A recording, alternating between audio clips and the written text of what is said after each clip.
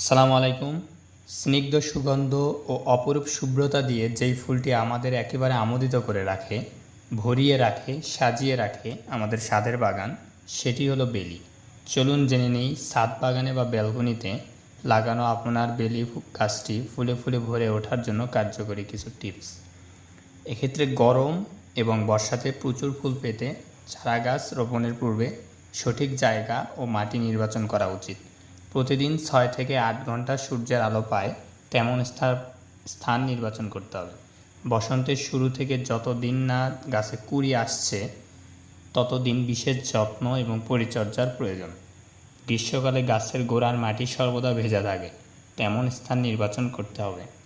এছাড়াও বেলি গাছের ডালপালা ছাঁটাই এর উপর ফুল আসা নির্ভর করে। বেলি গাছের ডালপালা কাটাই ছাঁটাই এবং মাটি পরিবর্তন ফেব্রুয়ারি থেকে মার্চ মাসের 15 তারিখের মধ্যে সম্পূর্ণ